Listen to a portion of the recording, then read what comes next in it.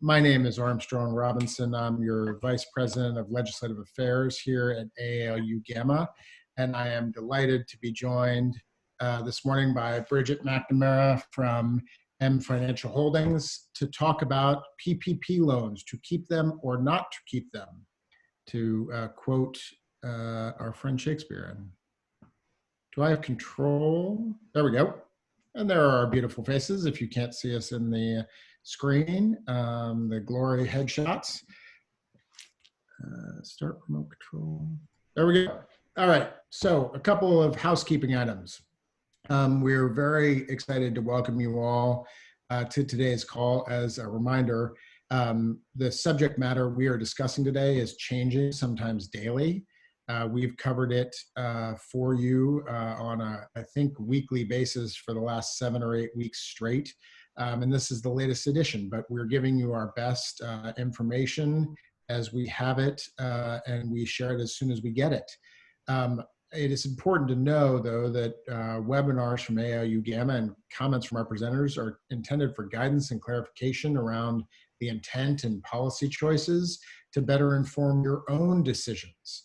None of the following is intended as legal or tax counsel. And individuals should take this information and their own individual fact pattern and consult with their own counsel when making legal or compliance or tax decisions. This is an open webinar to the whole profession. Should we have any member of the press here listening, we welcome you also. But if you would like to talk about this in any greater detail, please contact my friend and colleague, no relation, strong at aalu.org. I get the slide to roll forward.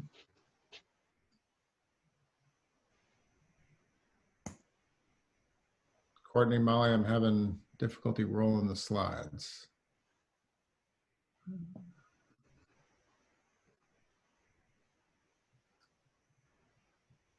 Bridget, I'm sorry for our technical challenges here. Molly, can you take back control and do this for me? There we go. There we go. All right. No, I think we skipped several. This is slide 5. Now we're on 7. Okay. Yeah, it is delayed. All right. We have skipped well ahead, Molly and Courtney. We need to go back to the beginning. Let me talk for a minute while we get back to the right place. The PPP program, as you all know, didn't exist in March, or it was created at the end of March. It was created in haste. The earliest reference I was able to find to the concept was a Marco Rubio press release from March 12th. It was included in the CARES Act that the president signed into law on March 27th. So you have basically 15 days from concept to enactment.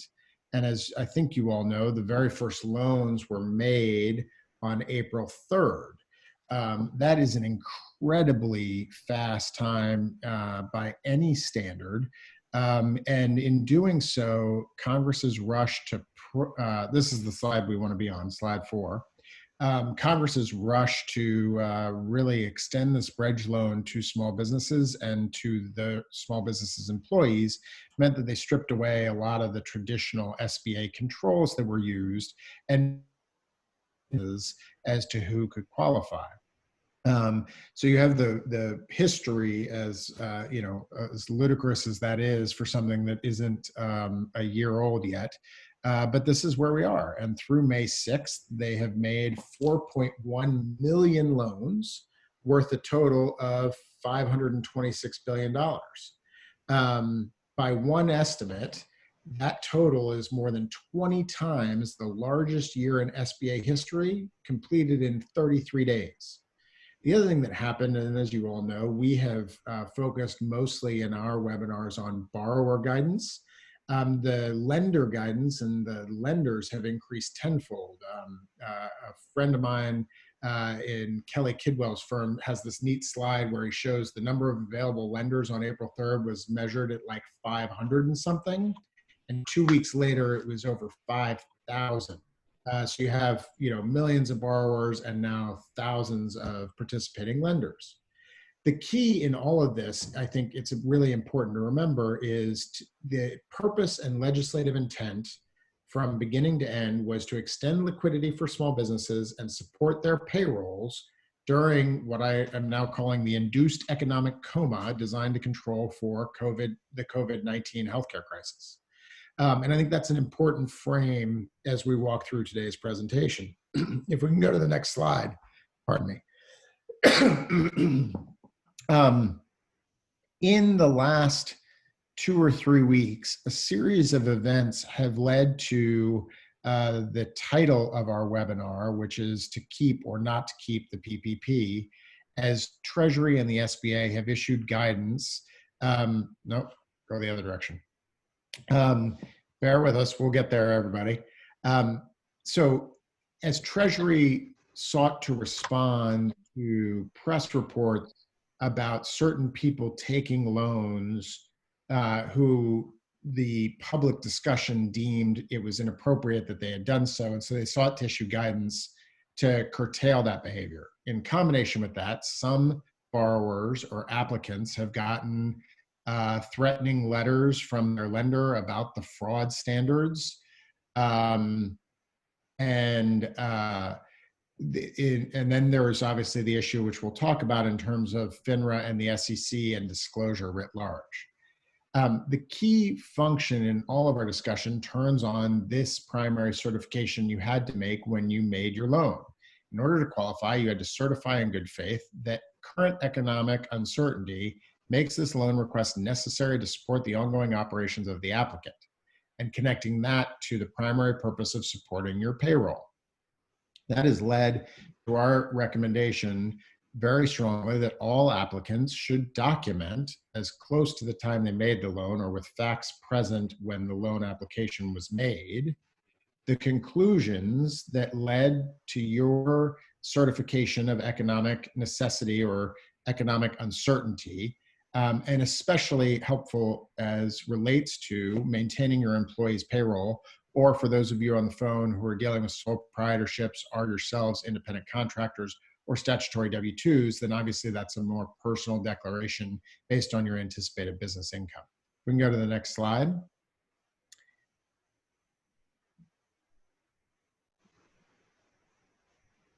Has it popped up on, is it just minus? There we go. Moving goalposts. As I said, the speed with which this is rolled out, they've lent out $526 billion, and they are still issuing guidance on how you can take it and whether you, or how you should spend it. It is a necessary function of trying to put out this much money this quickly. Since the CARES Act became law on March 27th, the SBA and the Treasury have published 9 interim final rules and released 45 frequently asked questions in 16 separate batches. These are intended to provide clarifying guidance to borrowers and lenders who are participating in the program, but as discussed, some of this guidance has led to substantial confusion. And I want to talk about one in particular, or 2 in particular in that frame. If we can go to the next slide.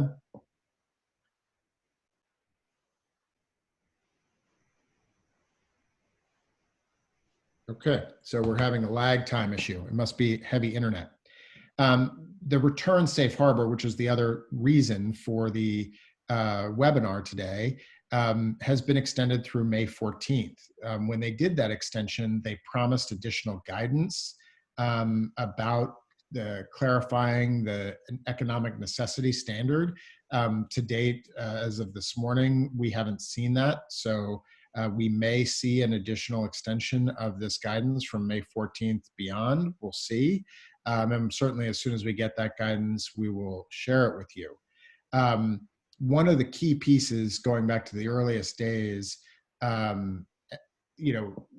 publicly traded companies have different disclosure rules of their own. And so that I'm not an expert in that, but that's part of how Shake Shack and some of the big other publicly traded companies who had applied were revealed and then questioned as to whether or not they should have taken part in this. According to one press report, in response to the guidance and the backlash on Shake Shack and Ruth's Chris and some others, so far, 48 loans have been returned by publicly traded companies worth more than $350 million. But one of the things Bridget and I will come back to many, many times today is that application of all these standards is highly dependent on the individual facts and circumstances of the particular applicant. So whether you're doing this for yourself or for your client, and whether you're applying the standards of the PPP or the SEC or of FINRA, you need to, like, it's going to depend on your individual circumstances, and what I might have done may not be the same in any way, shape, or form, or influence what Bridget may have done, and vice versa. I mean, just using us as examples, I'm obviously not an applicant in all this. If we can go to the next slide.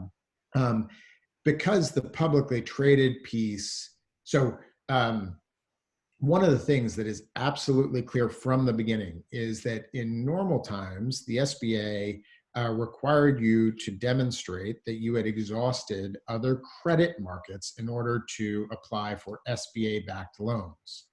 That requirement was specifically suspended for the PPP. It is not a requirement of your qualification that you have exhausted other credit facilities. Some of the guidance begs the question of whether you have access to equity markets for additional liquidity or additional cash flows. And so what has sometimes been known, and the reason we want to go through this specifically is it's important to look at actually what the Treasury has said and not what a press report says about it, right? Because they end up shorthanding stuff. And so this has become known as in some circles as the publicly traded company FAQ, which is number 31, released on April 23rd. The actual question, as Treasury posed it, was whether businesses owned by large corporations with adequate sources of liquidity to support the business's ongoing operations qualify for a PPP loan. And the answer, and this is all direct quotes, is all borrowers must assess, and then borrowers must make good faith certification, taking into account their current business activity, their ability to access other sources of liquidity sufficient to support ongoing operations in a manner that is not significantly detrimental to, now we're going to go to slide, the operations of the business. This isn't, most of the people I talked to when this first came out found this guidance to be really confusing. But this is, I think the key parts here are in the example that they offer in this FAQ. And it's important to note exactly what they said. It says it's unlikely that a company with substantial market value and access to capital markets will be able to make the required certification in good faith. And as such a company should be prepared to demonstrate to the SBA upon request the basis for its certification, which comes back to, most of our audience are not publicly traded companies, but this is the standard they appear to be applying. It's what was your justification for your certification at the time you made the loan. And, you should be prepared. We'll talk throughout this about sort of legal risks and reputational risks, but you should be prepared to defend why you made this declaration at the time you made it. Obviously, the world is changing a lot. The economy is changing a lot day by day and week to week. And if you made your loan application on April 3rd or 5th or 10th, that may be different than how you feel or what you know today or will know in 3 weeks. And it's the determination when you made the declaration and certification. And as I note here again, it is not a standard that you had to exhaust other credit markets or other borrowing options. If we can go to the next slide.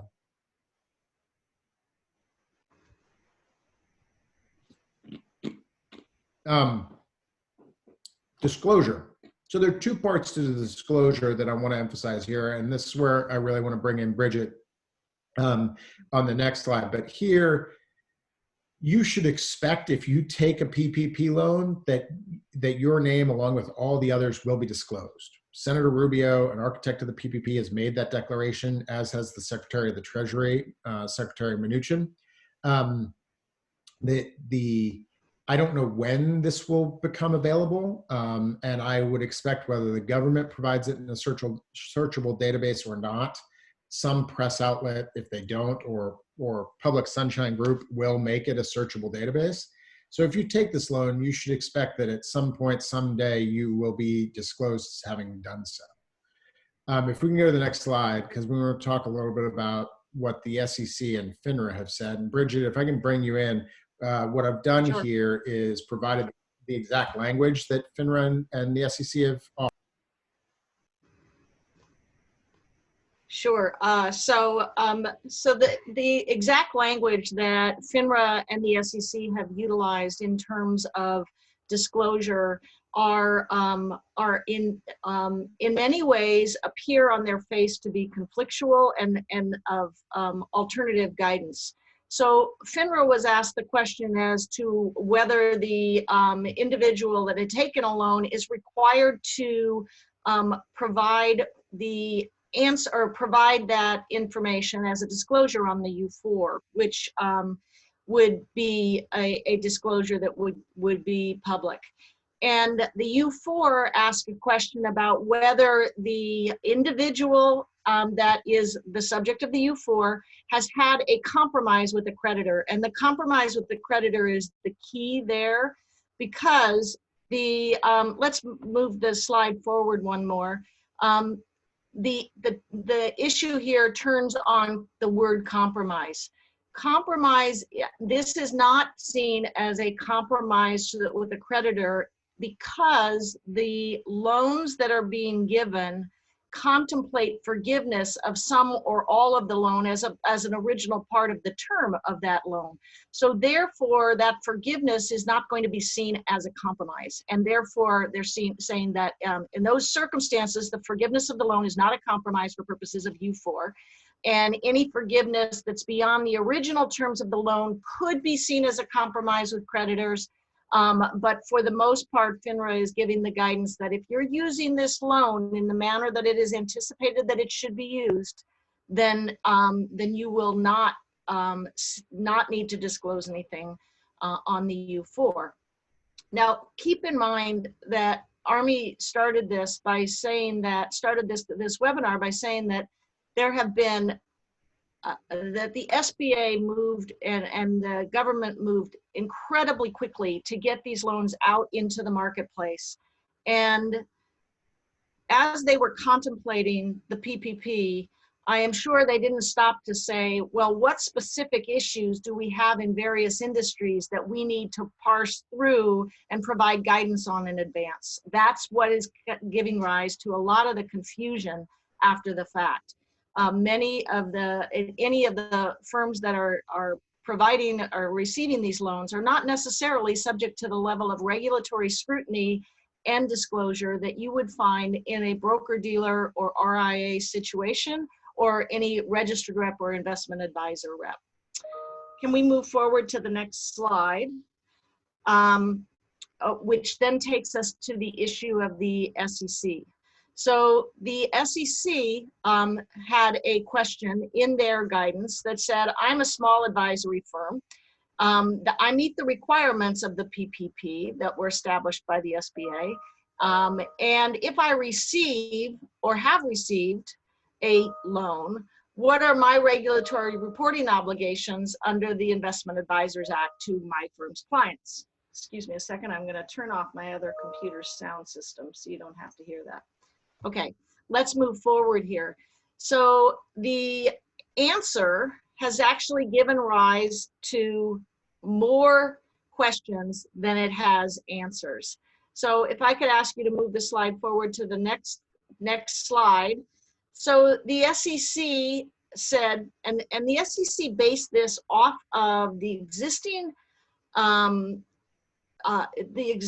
instructions on the Form ADV, which basically says you're a fiduciary under federal law with your clients, and therefore you must make full and fair disclosure to your clients of all material facts relating to the advisory relationship. So there are a number of qualifiers in that particular sentence. As a fiduciary, you must make full and fair disclosure. That sounds pretty straightforward. However, we also say that it goes on to say all material facts, what is material, that relate to the advisory relationship. What is it that relates to advisory relationship? So then the answer goes on with a number of if-then situations. If the circumstances lend you, that lead you to seek the loan, give rise to the advisory relationship and are considered material, then you should disclose. So the question then goes to, as Army said earlier, it very much becomes a facts and circumstances decision as to whether you need to disclose this loan. If it is going to underscore your ability to maintain your relationship with the clients, if it is material to continuing your advisory relationship to the clients, then the SEC says you should disclose it. If it is not, perhaps you got the loan for a number of other reasons, but your firm is not subject to completely folding by receipt of the loan, then you shouldn't need to disclose it. However, then you go back to the original language that Army highlighted several slides back, and I would have you go back to those, but we've got a slide delay going on, so we'll stay on this slide. The borrowers have to meet the qualifications and certify that they needed this for the ongoing operations of the business. So those two instructions are a bit in conflict with each other. However, the SEC, by giving this advice, they've issued several areas where it says to me that there are instances in which these loans do not need to be disclosed. It's a facts and circumstances. It's a facts and circumstances case that you have to consider. They use several if-then requirements. If the circumstances lead you to seek the loan, constitute material facts. Is it material? Are the loans being primarily to support the advisory relationship? In other words, those individuals that are supporting the client, supporting the advice, then you may have some requirements here. So it becomes such a gray area that, as Army also said at the outset of this, we are not here to give any legal, tax, payroll advice, but we would encourage anyone that is considering either taking the loan or keeping the loan or returning the loan to really look at your particular facts and circumstances, seek your own counsel, and make your decision based upon that. And as Army said, very, very important to have that documented because you want to be able to show the rationale for seeking the loan, the use of the loan, and why it was, if you choose not to disclose, why it was determined to fall under some of those exclusionary clauses that we see in the SEC FAQs. One other thing that I think is important to highlight here is that the SEC, while they've issued these FAQs, they also disclaim them and say these are not new law. So this is supposed to provide guidance, but this is not law. So they could come back and adjust these FAQs as well. So we need to be careful with regard to those issues.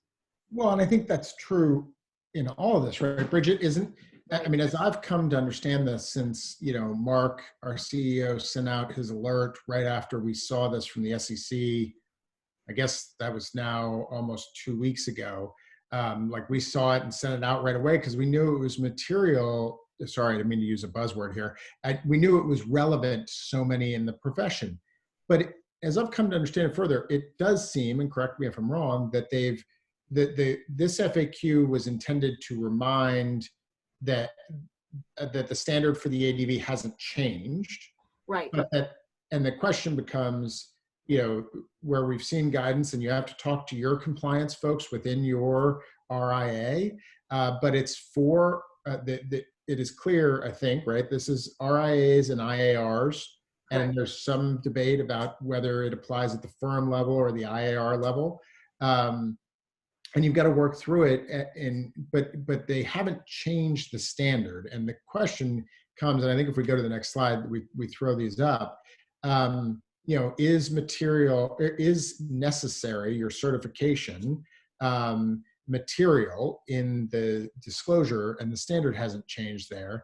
We talk about there are some interpretations, many of which I've seen within the membership, that say this is an RIA obligation sort of at the firm level, not as much an IAR, but I think all the RIAs are ultimately going to be giving guidance to their IARs. And so you need to work within your own process around that. And so you need to ask these questions.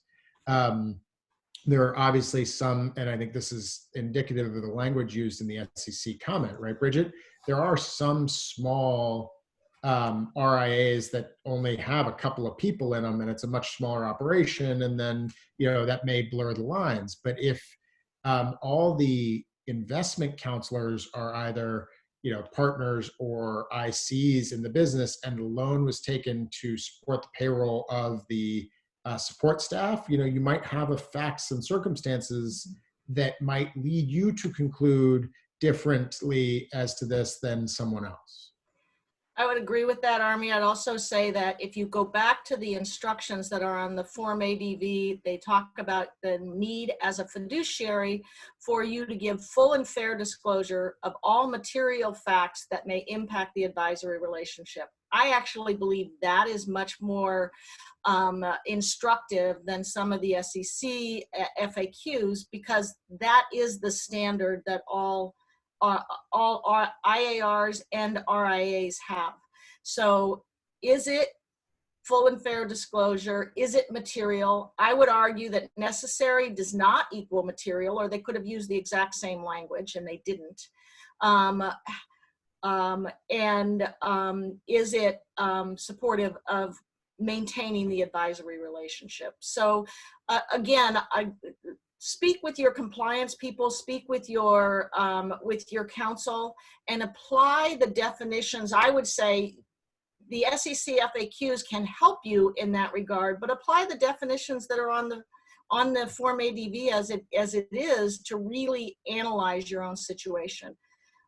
Army, you also mentioned that there is debate about whether this applies at the registered investment advisor level, the firm level, or the investment advisory representative level.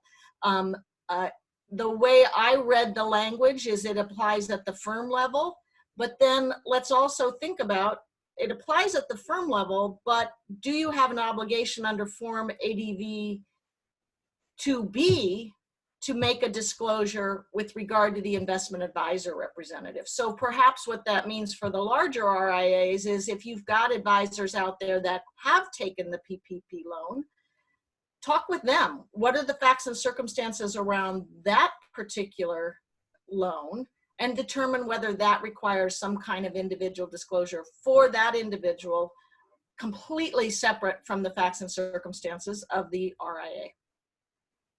Right. Let's go to the next slide. I want to, while we wait for the next slide to pop up, I want to address one thing that's gotten some feedback in here. There's been a couple of comments and questions about, is this just for big business?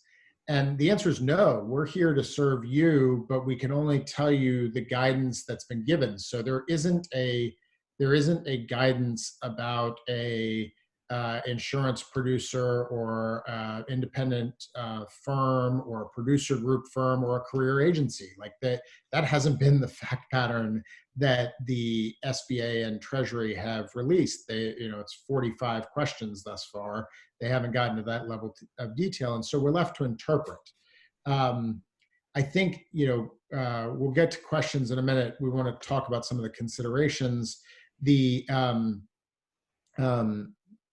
But I think you have to write down, as I started with, what were your considerations that led you to be comfortable signing the certification that this was economically necessary. And I know there are already a bunch of questions about, well, I thought it was economically necessary because of the way production works. My current income is based on work that began months ago, and looking into the future unknown, and not knowing how lead generation was going to work or where else I going to be able to meet with clients.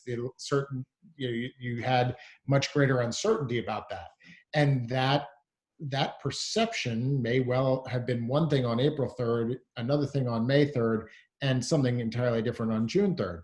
I think it comes down to, as I understand the rules, what was your reason when you made the application? So like on the date you certified, when you submitted the application, that's the mindset you want to memorialize, and be specific about what your factors were that led to your conclusion. I think, as considerations go, there are clearly legal and reputational issues here. We've already seen, just to show you the spectrum of response, we've seen 48 publicly traded companies return loans. We've seen in one of the press reports yesterday, there was a story of a publicly traded company from Oregon that said, no, as we read the rules, we're perfectly in line with what Congress intended and what the guidance says, and so we're keeping our money to support our employees. And they were willing to say that publicly. Still, a third company quoted in the story said, it's clear they didn't think they were following the guidance, but they think the guidance isn't connected to the law, and so they're suing the government over it. Like, that's obviously the most egregious, or not egregious, that's the far end of the spectrum in terms of how aggressive you want to be. As I've said from the beginning, I think, and if you read the reports, they've started to interview former prosecutors who are now law firm partners, et cetera. Don't commit fraud. Be really clear about about meeting the intent of this program, which was to support you in this time of uncertainty and to support your employees through doing it.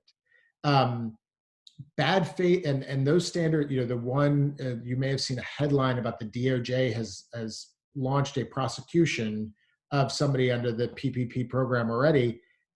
That's a fraud prosecution, because they believe that the business in question reported and claimed employees they didn't have, right? The standard for I believed in good faith that I was in a situation of economic necessity and you think I wasn't is a different standard. It's a much more difficult thing to prove. Not that I'm like, you have to be comfortable there, right? As to how you went through it. But regardless of the SEC and the FINRA process, at some point or another, if you keep this money, you or your client will be disclosed by the Congress or the Treasury or the SBA, whoever ends up doing it, in a database. And so you will have reputational concerns. The other thing that's gotten people into trouble and led to some of the loans being returned were contemporaneous public statements that seemed to contradict their necessity. I don't remember which company it was, but they had a quarterly earnings report or quarterly earnings call of some sort, or shareholder call, like days before they applied for the loan, in which they depicted everything as being fantastic. And so the question became, so-and-so, you said on Tuesday that everything was fabulous, and on Friday you declared to the government that you needed their money for the economic necessity. Now, maybe something changed in those 3 days, or maybe it didn't, but that's where I think you're seeing the money. And the safe harbor, right? If you read what Treasury has said, it's provided as an avenue for people who should not have taken this money. So if you're comfortable with your rationale for having taken it, then I think there's lots of legitimate cases within the profession for why this is exactly what was intended by Congress to do. And there are many examples of people I talk to and our teams talk to all the time. So honor the intent of the program. And, I know we've got another webinar coming up Friday on like how to spend your money and everything else. We're getting as much guidance as we can to you, but the simple, good-natured intent here is to keep good records, right? Be very detailed about how you spend this money. And so, that's the other thing that I would recommend to you. Let me go to some questions here. Bridget, here's one. It says, what are the requirements for registered reps who are not an RIA or IAR?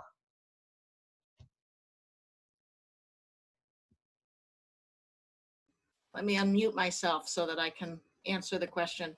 Then the SEC standard for RIAs does not apply. The FINRA U4 question is what applies. So you could have a U4 disclosure item if the loan is not used in a manner that is deemed to be a forgivable loan and ultimately forgiven. Then you could have what's considered a compromise with creditors, and that could be a U4 requirement. But if the loan is forgiven, then it's not a disclosable item on your U4.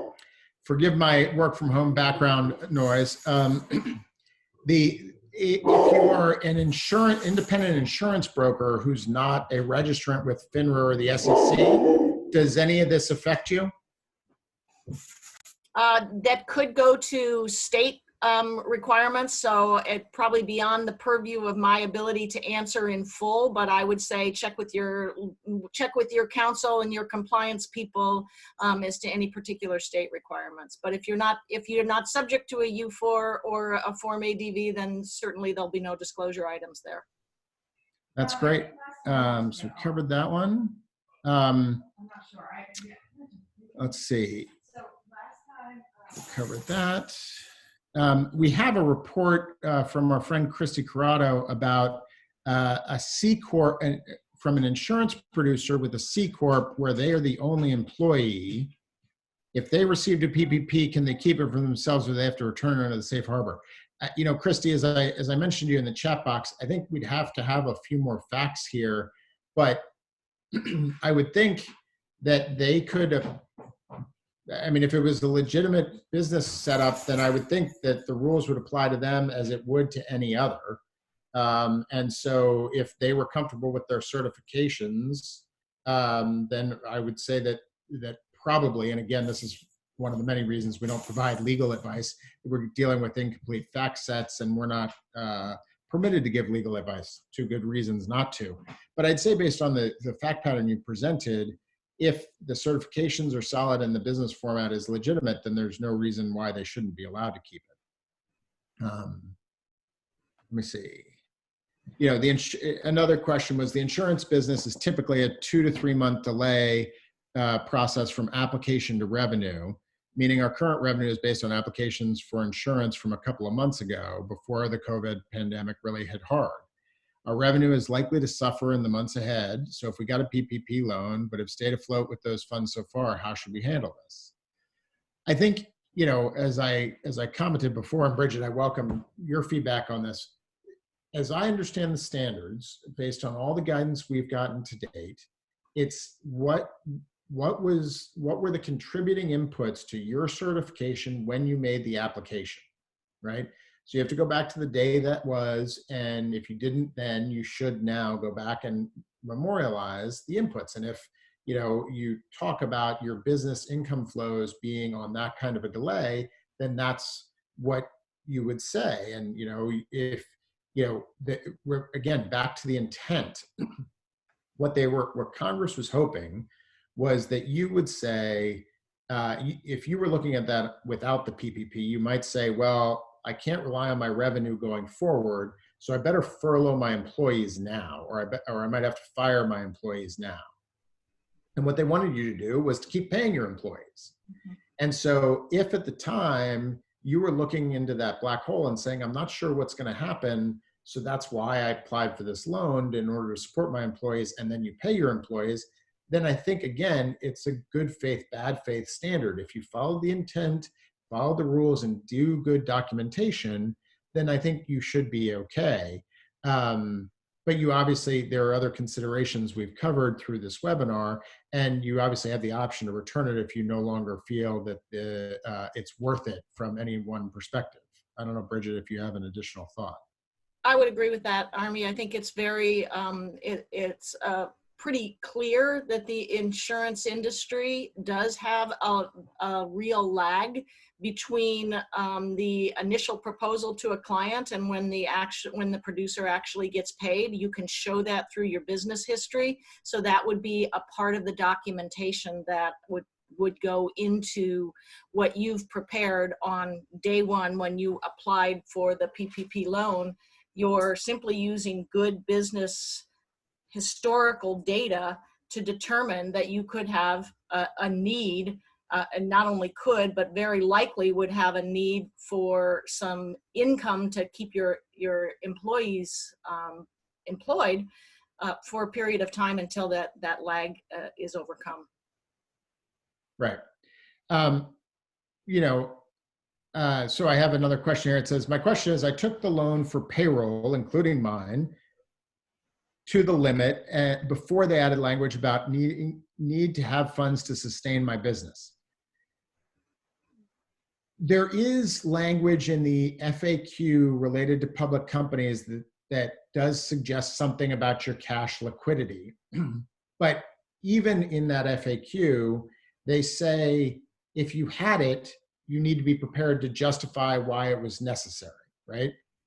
And as we've talked about this with different people, you know, the program should not, from our perspective, be designed to penalize people who did good financial planning on the front end, right? I think most of our audience probably has a permanent life insurance policy or several that they could tap for liquidity. That's not really the standard. I think but I admit there's a lot we don't know.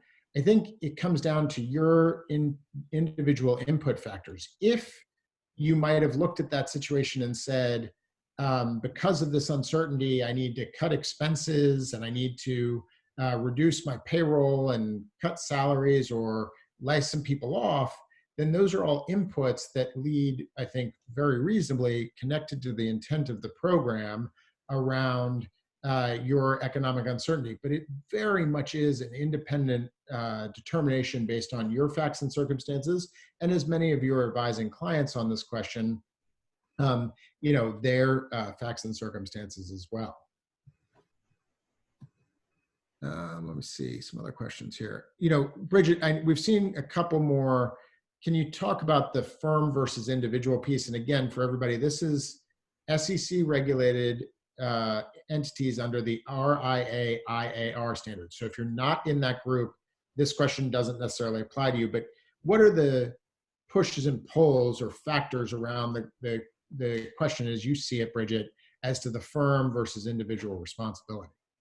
I think a large part of that, Army, depends upon the size of the RIA. If the RIA is basically a 1 or 2 person shop, a 10-person shop, a small RIA, it's very likely the analysis between the RIA and the IAR are going to be one and the same because their economic interests are so similar, and their economic reliance on the client relationship is so similar. But for a larger RIA, one that has several hundred IARs, the firm may decide that they would take a PPP loan for purposes of supporting the business, and they are not necessarily in a place where they feel like it would impact the advisory relationship. They're going to continue to provide, have advisors out there. That's a different set of facts and circumstances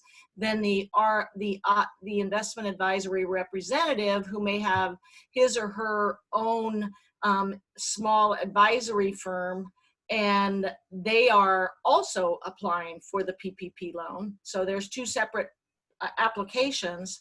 Then the investment advisory representative has to apply their own analysis of the ADV instructions, which is, as a fiduciary to your client, have you given full and fair disclosure of any circumstances that might affect the advisory relationship?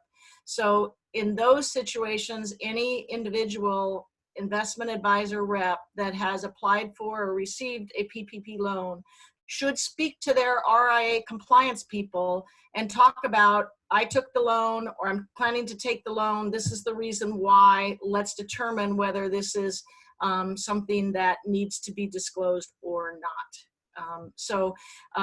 Two separate analyses I would purport. Thanks, Christy, or thanks, Bridget. I wanted to offer a question as our last question from Christy. You know, ladies and gentlemen, we've had a lot of questions about this. We will certainly continue to try to provide you the very best in information from this. I've seen a number of things about whether we expect the safe harbor deadline to be extended again. I can't promise anything, but the notice that they issued last May 5th, which I guess was last Tuesday, said they were extending it to May 14th with the intent of providing additional guidance. They haven't provided additional guidance, so it's now Tuesday, the 14th is Thursday. They may extend it because that guidance hasn't been provided, but I can't guarantee that. As soon as the guidance is provided, we'll obviously produce an alert to the membership, and we will certainly, you know, if necessary and appropriate, schedule a follow-up webinar. The final question for you, Bridget, and thank you so much for your time today. Thank you all for attending. If a firm consists only of registered reps, should they return any loan amount that is believed to be over the forgivable amount to avoid the U4 disclosure? Any thoughts about what somebody should consider? I mean, that gets to specifics, but what would you advise somebody to consider in making that determination? I think I would advise you to go and talk with your legal counsel about that, because if it's not forgivable, then it could very well be interpreted under the FINRA rules as a compromise with creditors and would be disclosable. Now, maybe you're fine with having that disclosure in your U4, but well, isn't it still just a loan? If it's not forgivable, it's still just a loan. So there's no compromise, is there? I mean, I'm not an expert, but that's. So that's a fair question, Army, and it's one that we've actually grappled with, because now all of a sudden that we have these requirements around the PPP loan, where is the slippery slope? Do you suddenly have to go to all of your registered reps, to all of your investment advisors, and say, you must disclose every loan that you've ever taken out, and we need to determine whether it's disclosable? And that's a whole nother level that most broker dealers or RIAs have never gone to before. So it is an open question. And I think if the loan ends up being repaid, then it's not a compromise to creditors. Right. So if it's not, to the question that I was posing, if it's not forgiven, if the amount that's not forgiven remains a loan and you pay it off, then it's not a compromise. You paid the loan off. I mean, that seems logical to me. And to your last point, Bridget, that's a question you've asked in your internal work, but that's never been the standard before, right? No, it has not. And I mean, again, I don't know that the intent of the SEC or FINRA was to fundamentally change standards forevermore, but that's why we're doing these webinars and talking to you about it, because some of the guidance has raised more questions, as Bridget said, than answers. I'm afraid we've come to the end of our time. I think we may have a thank you slide. And I want to thank you, Bridget, for joining me today. I couldn't have done this without you, and I really appreciate all the work that you put in and our partnership with them. Thank you all. Please continue to get us your questions and stay tuned for future webinars. Unifytheprofession.org. We've consolidated all our materials there. And so you can get the Action Center there. You can still, of course, go to your AALU.org or gammaweb.com, but we are on our way to our new organization representing the whole profession, and we welcome you all to join us. Thank you very much, and have a wonderful Tuesday. Thank you, Army.